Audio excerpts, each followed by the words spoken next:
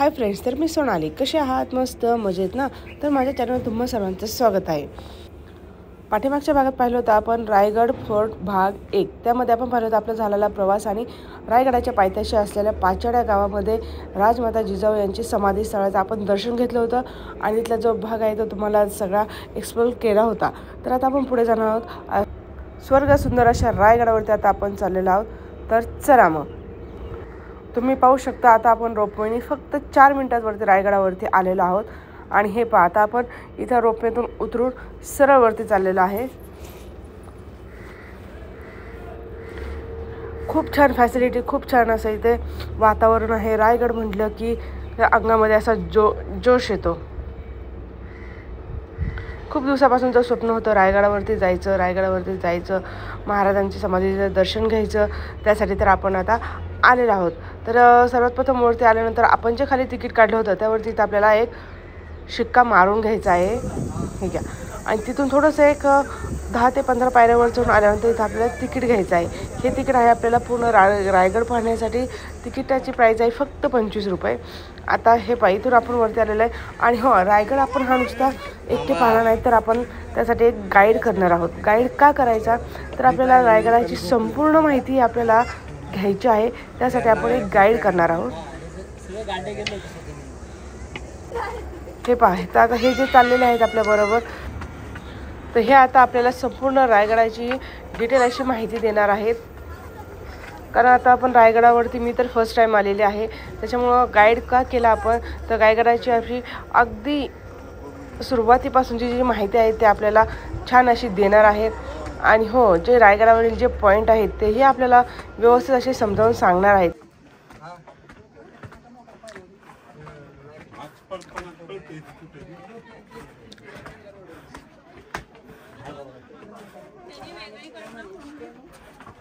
बोला छत्रपती शिवाजी महाराज की जय. हर हर. शिवरायांच्या पदस्पर्शाने पावन झालेल्या पवित्र अशा रायगड भूमीत आपल्या ग्रुपचं सहर्ष स्वागत आहे. माझे करून देतो. माझं नाव आहे तानाजी महादेव औकिरकर. याच्या आधी आपण रायगड किल्ला बघितला असेल किंवा नसेल सुद्धा, पण आता आपण सगळेजण हा रायगड किल्ला प्रॅक्टिकली बघणार आहोत. साहेब, रायगड जर पूर्ण पाहायचं झालं 2 दिवस अपुरे पडतात, कारण पूर्ण रायगड 1200 एकराचा आहे. पण जो महत्वाचा बाल्य किल्ला आहे, गडावरचे जे मेन 18 पॉइंट आहेत, हे आपण 1 तास ते सव्वा तासामध्ये पाहू शकतो. छत्रपती शिवरायांनी रायगड किल्ला हा 15 मे 1656 मध्ये जावळीचे चंद्रराव मोरे यांच्याकडनं जिंकून घेतला. हे जावळीचे मोरे मुळात आदिलशाहीचे सरदार होते. ते आदिलशाहीची चाकरी करत होते आणि त्यांच्याच ताब्यात त्या काळातही हे संपूर्ण जावळीचं खोरं होतं. आता जावळीचं खोरं कुठून? आपण सर्वांनी प्रतापगड पाहिला असेल. प्रतापगड हा रायगडाच्या दक्षिणेमध्ये या साईडला प्रतापगड 65 किलोमीटर आहे. आणि त्या प्रतापगडाच्या पायथ्याला एक जावळी म्हणून गाव आहे. त्या जावळीपासून उत्तरेस असलेल्या कोकण देहापर्यंत जेवढा भूभाग लागतो, या भूभागाला म्हटलं गेले जावळीचं खोरं. आणि हे जावळीचं खोरं त्या काळात एवढं घनदाट जंगल होतं की असं म्हटलं गेलंय की अस्वलीच्या केसामध्ये सोडलेली एक लहानशी ऊस सापडू शकते, पण या जावळीच्या खोऱ्यातला बराट्या देहाचा, महाकाय देहाचा हत्ती सुद्धा सापडणार नाही, एवढं घनदाट जंगल.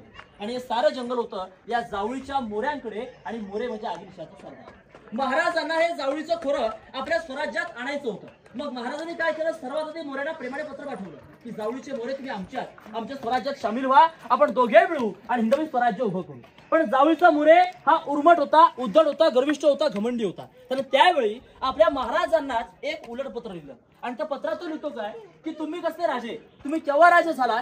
स्वतःला राजे म्हणणारे आपण आहात कोण? कारण जावळी प्रांताचे खरे राजे आम्ही आहोत. तुम्ही याल जावळी तर जालो गवळी. तुम्हाला उद्याच असेल, तुम्ही आज या. तुमच्या स्वागतासाठी आम्ही दारुगोळा तोफखाना सज्ज केलाय, असं पत्रातून राजांशी युद्धात चॅलेंज केलं. आता मात्र क्रोधित होऊन राजाने निवडक 145 सरदार निवडले आणि जावळी प्रांतावर आक्रमणासाठी पाठवले. 145 सरदारांनी जावळी प्रांतास 3 महिने वेढा दिला. आणि या वेड्यामध्ये या चंद्रराव मोरेचा भाऊ हनुमंतराव मोरे प्रतापगडाच्या गेला. त्याचा वध झाला. आता चंद्रराव मोरे घाबरला. तर वाटलं शिवराय आता आपला वध करायला देखील मारणार. मग तो 15 मे 1656 महाराजांना शरण आला. आणि त्याच दिवशी हे जावळीचं खोरं, रायरीचा डोंगर अर्थात रायगड किल्ला जो आहे हा महाराजांच्या ताब्यात आला. महाराजांनी किल्ला जिंकला.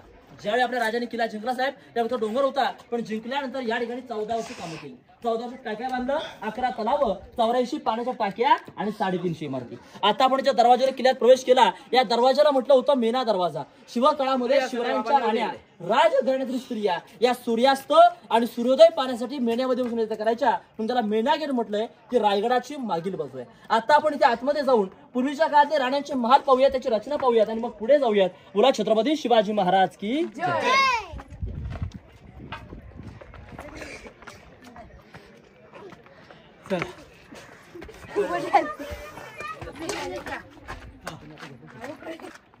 हे बघा, आता आपण सर्वजण जे महालात आहोत, आता शेवटपर्यंत तुम्हाला असे लाईन मध्ये 6 महाल पाहायला मिळतात. सर, या महालांना म्हटलं राणीच्या महालाचा भाग 6 महाल आहे. म्हणजे छत्रपती शिवरायांच्या 6 राण्या रायगडावरती राहत होत्या.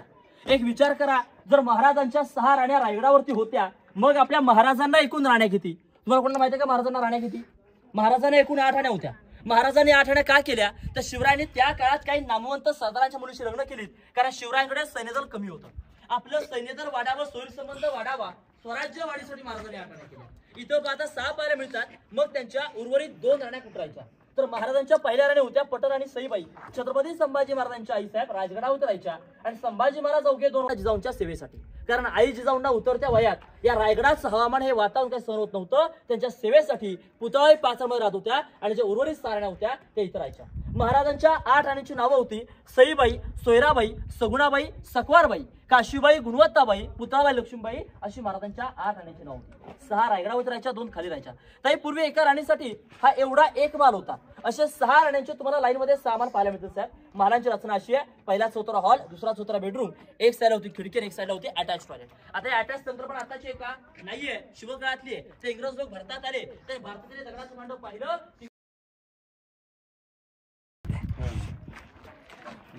Attach toilet, bathroom.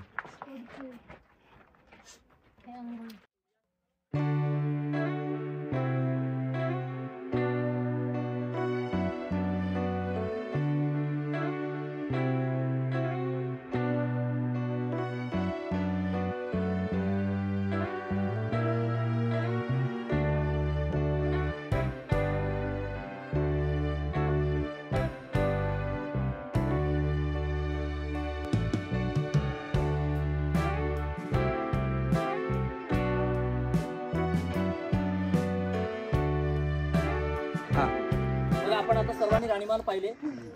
या राणीमालाच्या समोर जर पाहिलं तर तुम्हाला बघा हे चौथरे पाहायला मिळतात. आपण सगळेजण आता उभे होता चौथऱ्यांवरती.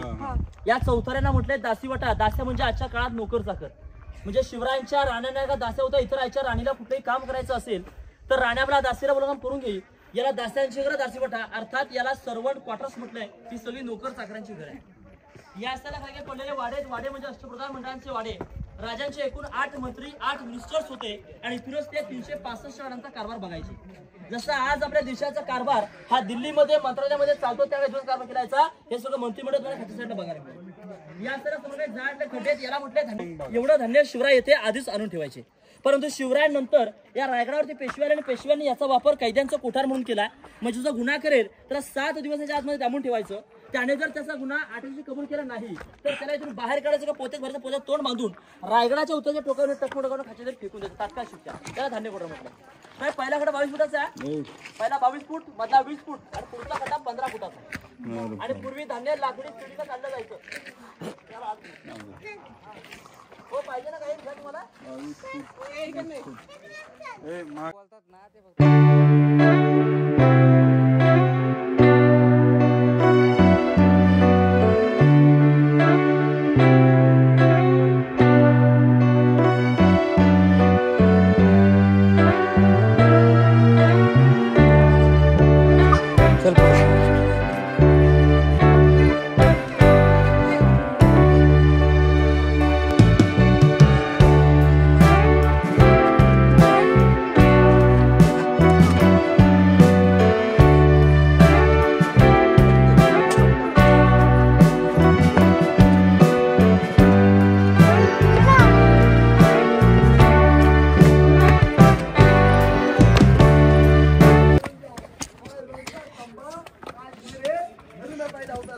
राज में पूरे हिंदुस्तान में राज करता। मेरे चारों बेटे शिकों में निकले और गद्दर निकले, वे तो शोकों का बेटा और मेरे हिंदुस्तान में राज करता। काशी की आरती मधुराओं में बसती, अगर शिवराय न होते आप सबकी अवघड हिंदवी स्वराज्य उभं केलं होतं. किती महान असेल तो राजा. अनेक राजे होऊन गेले, आपल्या बाप दादांच्या गादीवरती बसून गेले, पण स्वतःची गादी स्वतः निर्माण करणारा एकमेव राजा ते म्हणजे छत्रपती शिवाजी महाराज. शिवरायांनंतर छत्रपती संभाजी महाराज सुद्धा साहेब 9 वर्ष या वाड्यामध्येच राहिले.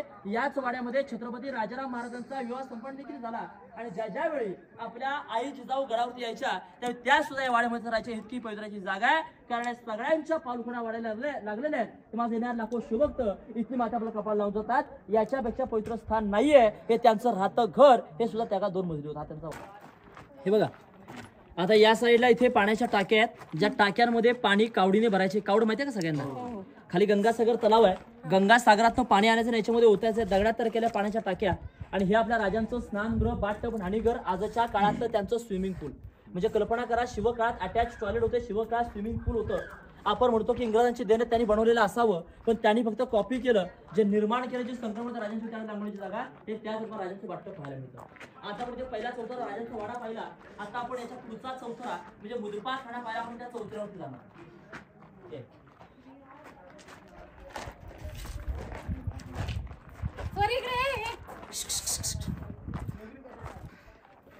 हे बघा, आता पहिला चौथरा आपण पहिला राजांचा वाडा होता. त्यानंतरचा दुसरा चौथरा लांब चौथरा पाहायला मिळतोय का संपूर्ण? हा दुसरा चौथरा म्हणजे त्या काळातला मुदपा खाना, त्या काळातला राजांचा स्वयंपाकघर. शिवकाळामध्ये राजघराण्याचे लोकांना स्वयंपाकघर आहे.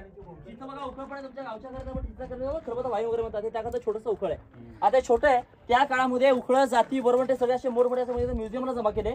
आणि जेव्हा छोटी मोठी उघडला छोटंसं उखळ पाहायला मिळतं, हे त्या काळात छोटंसं उखळ आहे. आणि बाजूच्या खिडक्या पाहताय ना, हे सगळे टेहळणी बुरुज पहारा देण्याची जागा.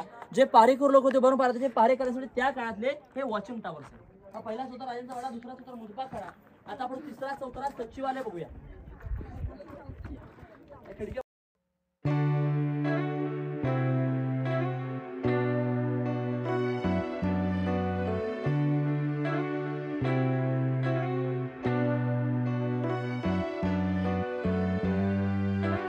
राजांचा राजवाडा 2 मजली, त्या प्रकारे महाराजांची बाल्कनी सुद्धा 2 मजली. बाल्कनी सारखीच बघा, इकडे खाली 2 स्तंभ दिसत आहे. या 2 स्तंभांमध्ये तिकडे जो छोटा स्तंभ आहे ना, त्या स्तंभांमध्ये ते विजय स्तंभ. म्हणजे आपल्या महाराजांनी पूर्वी कोणताही किल्ला जिंकला की त्या काळामध्ये एक भगवा झेंडा पडला, त्याच्यावरती विजय स्तंभ. आणि बाजूचे सप्त मनोरे 7 मजली होते. हे शिवरायांच्या राण्यांना हवा करण्यासाठी याला सप्त मनोरे असं म्हटलं गेलेलं आहे. हे सप्त मनोरे 7 मजली. या ठिकाणी आयतर ती खोली आहे, या खोलीला म्हटलं गेलेलं आहे खलबत खरा. म्हणजे शिवरायांना जर का गुप्त चर्चा करायची असेल तर त्या कोपऱ्यातून खाली गेलं की आतमध्ये एक 10 बाय 12ची रूम आहे. शिवराय आतमध्ये जाऊन चर्चा करायची. आपल्या राजांचे गुप्तेर होते बहिर्जी नाईक. बहिर्जी म्हणजे बहुरूपी, जे कोणत्याही प्रकारची वेशभूषा परिधान करून रायगडावरती येत आणि त्याने कुठल्या गावा किल्ल्यात उभी जात नाही असली की ते राजांपर्यंत पोहोचवली जायची. याला खलबत खाना असं म्हटलं गेलेलं आहे. आपण म्हणतो की भिंतीला एक कान असतात, त्यामुळे जमिनीच्या आत जाऊन चर्चा करायची. कुठून दिलं पाहतो दिल्लीच्या लाल किल्ल्यावर दिवाणे आम्हा दिवाणे खास आहे. जर महाराजा भेटला कोणी खास व्यक्ती सोबत सभा झाली तर ती सभा समोरचा छोटा छोटा त्याच्यावरती व्हायची, त्याला म्हणते दिवाणे खास नक्कल खाना. आणि आम लोकांची काही सभा असली की तो आम दरबार म्हणजे राज दरबार बघायला याच्या पलीकडे आपण आता जाणार. आणि बाजू खिडक्या इकडे एक खिडक्यामध्ये सगळे टेहळणी बुरुज पहारा देण्याची जागा. आता बघा, या ठिकाणी खाली तुम्हाला एक मोठा तलाव पाहायला मिळतो. या तलावाचं नाव आहे तीर्थ गंगासागर तलाव. शिवरायांचा राज्याभिषेक सोहळा रायगडावरती पार पडलाय 6 जून 1674ला. राज्याभिषेकास काशीवरून गागाभट्ट आले होते. गागाभट्टांनी काशीवरून येताना 7 नद्यांचं 7 समुद्रांचं पाणी आणलं होतं. परंतु राज्याभिषेकानंतर जे राहिलेलं पाणी होतं ते पाणी या तलावामध्ये ओतण्यात आलं. नद्या म्हणजे गंगा आणि समुद्र म्हणजे सागर हे नाव मिळण्यात तलावाला गंगासागर तलाव असं नाव देण्यात आलंय. आणि याच्यावरती एका कवीने कविता रचली आहे की गंगा यमुना आणि नर्मदा यांच्या आल्या साऱ्या बहिणी आणि ते सप्त नद्यांचे पाणी जल हे झाले तीर्थांची घर नाव तयाचे गंगासागर. हा गंगासागर तलाव आहे आणि या तलावाला 12 महिने पाणी असतं. हा 32 फूट खोलीचा तलाव आहे. आता आपण याच्या पुढे राजांचा दरबार आणि सिंहासनाची जागा बघूया.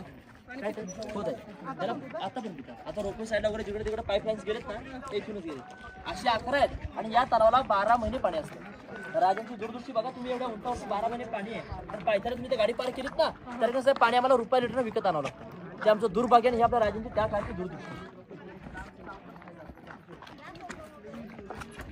स्वराज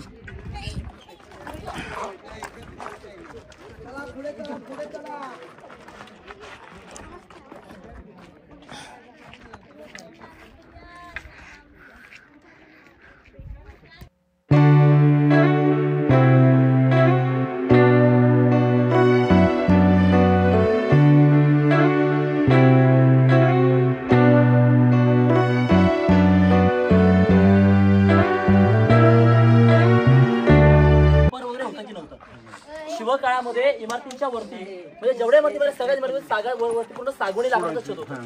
वर कुंभार नळीची कौलं होती. आतमध्ये पूर्णतः पैठणी कपडा असायची, मखमली पडदे, पूर्णपणे सजलेले वाडे असायचे. परंतु 10 मे 1818 इंग्रजांचे 2 अधिकारी कर्नल प्रॉथर आणि मेजर हॉल या 2 अधिकाऱ्यांनी रायगडाच्या दक्षिणेला असा डोंगर आहे, पोटल्याचा डोंगर, त्या डोंगरातून तोफा चढवल्या आणि त्या तोफांचा महाराजांनी तिथून आपल्या रायगडावरती केला आणि रायगड किल्ला पूर्णपणे उद्ध्वस्त झाला. आणि रायगड त्यावेळेस जवळजवळ 11 दिवस जळत होता. आणि या जळण्यामध्ये रायगडावर जे लाकडी छत होतं हे सगळं जळालं. आता पूर्ण किल्ल्यात तुम्हाला फक्त दगडांच्या आणि विटांचे अवशेष बघायला मिळतात. आणि दुसरा प्रश्न असा की आता आपण 1350 फूट उंचावर आणि एवढ्या उंचावरती आपल्या महाराजांनी 350 इमारती बांधल्या. मग विचार करा की त्या काळात राजांनी इमारतींसाठी एवढे सारे दगड, एवढे मोठमोठे दगड एवढ्या उंचावरती आणले कसे असतील? कारण पायानं तर शक्य नव्हतं. त्या विकास 4 मिनिटाचा रोपे नव्हता. आपल्या महाराजांनी एका दगडावर 2 बसत असते. ज्या किल्ला जेव्हा इथं होतं पाणी, राजांनी काय केलं, सर्वात आधी गडावरती मोठमोठाली 11 तलाव खोदली, 84 पाण्याच्या टाक्या खोदल्या, त्यातून जो दगड निघाला त्यातूनच त्यांनी रायगडाचं काम केलं. म्हणजे पिण्यासाठी पाणी आणि बांधकामासाठी दगड, एका दगडात 2 पक्षी मारले गेले. ही राजांची दूरदृष्टी होती. आज आपण बांधकामासाठी वाळू सिमेंट वापरतो. शिवकाळामध्ये बांधकाम जोडण्यासाठी गुळ, चुना आणि शिस या 3 पदार्थ उपयोग केलेला आहे. रायगडाचे आर्किटेक्ट हिरोजी इंदुरकर यांनी या रायगडाचं काम हे 14 वर्षात पूर्ण केलेलं आपल्या सगळ्यांना बघायला मिळतं.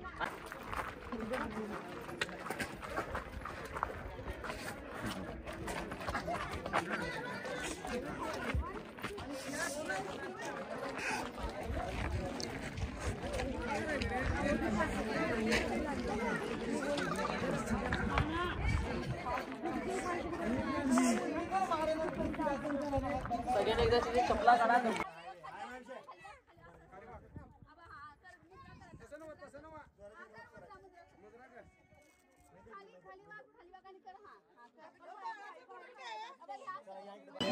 छत्रपती शिवाजी महाराज की जय. बघा आता आपण सगळेजण किल्ले रायगडाच्या अतिशय महत्वाच्या जागेत आलोय, ज्या ठिकाणी आपल्या शिवरायांचा राज्याभिषेक सोहळा पार पडला तो म्हणजे 6 जून 1674 ला. राज्याभिषेकाला या ठिकाणी त्या काळात 6000 जनता, 6000 मावळे उपस्थित होते. शिवराज्याभिषेकाला अनेक राजे रजवाडे आले होते, अनेक पाहुणे मंडळी आली होती. आणि येणाऱ्या सगळ्या पाहुण्यांच्या स्वागतासाठी आपल्या महाराजांनी त्या काळात या गेट बाहेर 2 मोठमोठे बलाढ्य हत्यारी 2 घोडे सजवून ठेवले होते. शिवराज्याभिषेकाला इंग्रज वकील देखील आला होता, ज्याचं नाव होतं हेनरी ऑक्झेंट. हेनरी पायी आलेला आणि त्याला गडावरती यायला त्या काळामध्ये 6 ते 7 तास लागले होते. तो वरती येताना पाहिलं तर त्याला गेटच्या बाहेर मोठमोठे बलाढ्य हत्ती पाहायला मिळाले. त्यांनी आवड हवी हत्ती पाहिजे तुम्ही जर ते म्हणाले प्रश्न आला, मी तर 2 पायाचा माणूस हा रायगड चढायला तुमच्या एवढा फुटलो. मग राजाने या रायगडावरती हे माकाय द्याचे बलाढ्य हत्ती एवढ्या उंचावरती आणले होते. त्याने तो प्रश्न त्यांचा दुभाषक होता ट्रान्सलेटर नारायण शेळकेने विचारला. तर ते नारायण शेळके म्हणतायत आपली मराठी माणसं, मग त्याला त्याचं उत्तर त्यावेळेस देणार. त्याला कोणी उत्तर दिलं नाही. मग त्याने दशक लिहून ठेवलं आणि त्याचं उत्तर काही इतिहासकार देत आहेत की शिवराय एवढे बुद्धिवान चलाक हुशार होते की महाराजांनी ती हत्तीची पिल्लं ही लहान असताना तर पालखी बसून गडावरती आणली आणि त्यांचं संगोपन त्यांनी त्या ठिकाणी केलं. म्हणजे विचार करा, एका हत्तीची वाढ 3 वर्ष परिपूर्ण होते. रायगड बांधायला 14 वर्ष लागली. हत्तींची लहान पिल्लं आणायची आणि ती मोठी झाल्यानंतर त्यांचा काय वापर करायचा, उपयोग करायचा, ही आपल्या राजांची दूरदृष्टी. त्या इंग्रजाला काय करणार, महाराजांनी हत्ती आणले कसे. आपण मूर्ती छत्र पाहताय, या छत्राला म्हटलंय मेघडंबरी.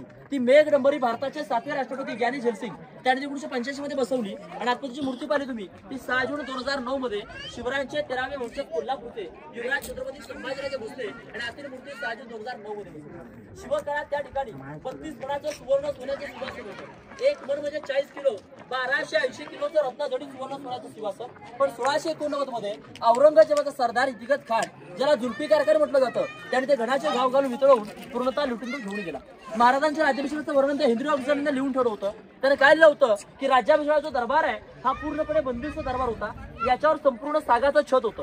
वर कुंभार नळीची कौलं, आतमध्ये पूर्णतः पैठणी कापडं, मखमली पडदे, मशालीचा उजेड, पूर्णतः सजलेला दरबार. आणि अशा सजलेल्या दरबारामध्ये त्या तेवत्या मशालीच्या उजेडामध्ये या ठिकाणी 6000 मावळे आपल्या डोक्यावरती भगवे फेटे घालून, आपल्या कमरेला शेला गुंडाळून, गळ्यांमध्ये कवड्याच्या माळा घालून, आपल्या पिळदार मिशांवरती ताव देत आपल्या महाराजांच्या येण्याची वाट पाहत होते. नजरेसमोर ना त्या तेवत्या मशालीच्या उजेडामध्ये या ठिकाणी 6000 मावळे आपल्या डोक्यावर भगवे फेटे घालून अखेर कसे दिसत असतील. अखेर तो दिवस उजडला तर परिधान करून राजे सर्वात आधी जगदीश्वराच्या दर्शनाला गेले. जगदीश्वराचं दर्शन घेतलं. आई भवानी मातेला नमस्तक होऊन गड देवता शिरकाई देवीला साकडं घालून आपल्या आई जिजाऊंना वंदन करत राजे पहाटेच्या प्रहरी या नगाखान्यात आतमध्ये आले. राजेतून आतमध्ये येतात तिथे जमलेल्या 6000 मावळ्यांनी एकदम उठून आपल्या डोक्यांवरचे भगवे फेटे काढत आपल्या राजांना वाकून त्रिवार मानाचा मुजरा केला, फुलांचा वर्षाव केला, सुवासिनीने ओवाळण्या केल्या, राजांची दृष्ट काढण्यात आली. राजे सिंहासनाच्या दिशेने चालत होते. राजांची एक नजर आपल्या भरलेल्या या 32 मणाच्या सुवर्णाच्या सिंहासनाकडे, तर एक नजर इथे जमलेल्या या 6000 रयतेकडे, 6000 मावळ्यांकडे. राजांनी 6000 रयतेकडे पाहिलं आणि राजांचं अंतःकरण भरून आलं. पाय थरथरू लागले, डोळ्यात अश्रू येऊ लागले. राजे राजवणार होते, राजांना रडायचं नसतं, मग राजांच्या डोळ्यात असू का? राजांचं पाय थरथरण्याचं कारण काय? कारण होतं तुझ्या वीरांच्या जीवावर त्यांनी हिंदवी स्वराज्य उभं केलं. तो जीवा भावाचा एकही मावळा, एकही सरदार आज आनंदाच्या सोहळ्याला तसे पाहायला सुद्धा मिळत नव्हता. तर या ठिकाणी काय पाहायला मिळालं? तर त्या सरदारांच्या इथं बसलेल्या त्या विधवा बायका, त्यांची ती लहान लेकरं, हे सगळं पाहिलं आणि राजांचं हृदय भरून आलं. महाराज भरलेल्या हृदयानं, लटलटच्या पावलानं सिंहासनाच्या पाया चढू लागले आणि त्या पायासाठी त्या उसावर म्हणतात, त्या उस आहे या हिंदवी स्वराज्याच्या पायऱ्या चढतात, आम्हाला आमची मावळे आठवतात. आमच्या वीरांच्या जीवावर हिंदवी स्वराज्य निर्माण केलं, स्थापन केलं, उभं केलं.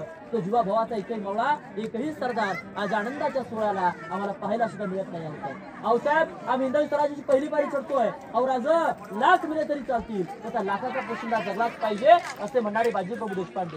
दुसरी पायरी चढतोय निसरीच्या खिंडीत नुकताच मारला गेलेला आमचा प्रतापराव गुजर. आणि आऊसाहेब, आम्ही हिंदवी स्वराज्याची तिसरी पायरी चढतोय. अहो राज, आधी लगीर कोंढाण्याचं, मग आमच्या रायबाचं असं म्हणणारे निर्वीर तानाजी मालुसरे. अशा असंख्य वीरांचे नाव घेत राजे लटलटत्या पायानं शिवा सणारू झाले. राजांच्या हातात विष्णूची मूर्ती दिली, विश्वा जगाचा पालक. गागा भटांनी आणलेल्या 7 राजांच्या 7 समुद्रांच्या पाण्याने ज्याला अभिषेक झाला, 1000 मोरा उधळल्या गेल्या, सनई तुतारे चौघडे वाजू लागले आणि एक गोष्ट जानकारी दिली आहे की महाराज प्रौढ प्रताप पुरंदर क्षत्रिय कुलवत्तांश सिंहासनाधीश्वर महाराजाधिराज योगीराज श्रीमंत श्री छत्रपती श्री शिवाजी महाराज की जय. अशा प्रकारे शिवरायांचा राज्याभिषेक पार पडला. म्हणजे 6 जून 1614 करणार. हा समर्थांचा गेट पाहता, गेटचा म्हणजे नगारपणापूर्वी नियम होता. संध्याकाळी 5:30 वाजले, याच्यावरती नगारे वाजले की रायगडाचा मुक्तीगड म्हणजे महादरवाजा बंद व्हायचा. आणि एकदा का दरवाजा बंद झाला की राजांचा नियम होता, वरती ती हवा, खाली जाईल ते पाणी. स्वतः राजे जरी आले तरी त्यांना आज आणि पाणी नव्हते, नगारखाना असं म्हटलं गेलेलं आहे. आता आपण इथून पुढे होळीचं मैदान बाजारपेठेला पुढे जाणार आहोत. बोला छत्रपती शिवाजी महाराज की. इथे जमल्या लोकांपर्यंत पोहोचेल कसा? मग त्या काळात इकडून देशातील राजकीय हळू आवाज आपण दरबार पोहोचायचा आणि दरबार बसले इथे काही कुलबूत जरी केले तर व्यक्तीचा आवाज सुद्धा राजापर्यंत इथून आवाज पाहता येते, पण दरबार शांत असेल. आज सुद्धा दरबार शांत असेल आणि आपण त्या कोपऱ्यातून कागद जरी फाडला, त्या कागदाचा आवाज सुद्धा सिंहासनापर्यंत क्लिअरली जातो, पण शांतता पाहिजे. गर्दी एवढी की पाहता येणार.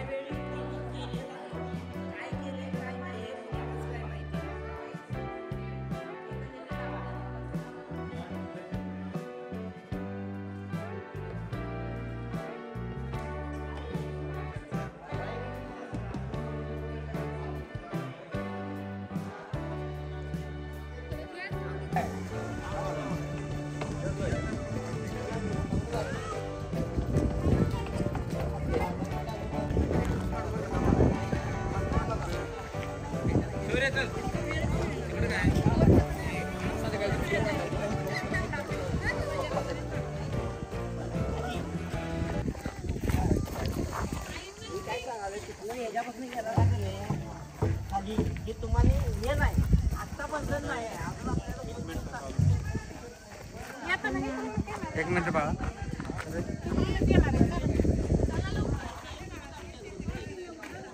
ओके, पूर्वी असं होतं.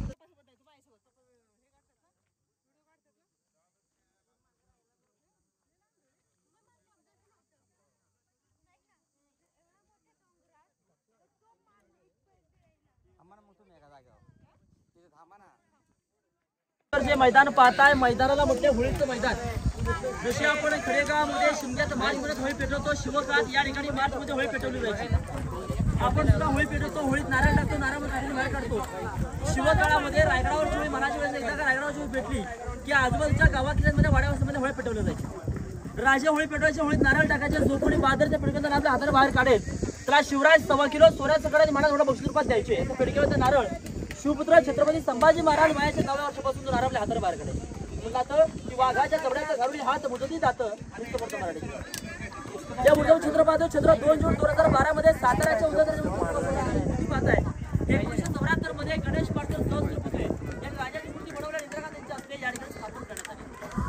समोरची लांबी होते बाजारपेठची लांबी बघा 800 फूट लांबी आहे, 40 फूट रुंदी आहे.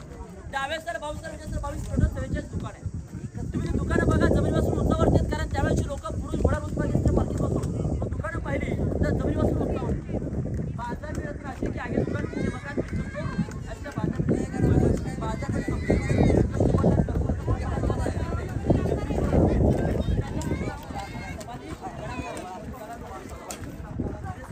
मंदिराच्या पायरीत का असं विचारता हिरोई मंदिर आहे. जेव्हा जेव्हा या जगदीश्वराच्या दर्शनाला याल तेव्हा तेव्हा तुमच्या चरणाचा स्पर्श माझ्या नतमस्तकी झाला पाहिजे म्हणून माझ्या नावाची पायरी पायरीमध्ये म्हणजे ते म्हणतोय की घासल्या विना धारणे तलवारीच्या पातीला घासल्या विना धारणे तलवारीच्या पातीला आणि शिवचत्राशिवाय अर्थ नाही महाराष्ट्राच्या काय मातीला. ही महत्वाची माहिती संपली आहे. जय जय बोला. तर व्हिडिओ आवडला असेल तर लाईक करा, शेअर करा आणि चॅनलला नवीन असेल तर सबस्क्राईब नक्की करा.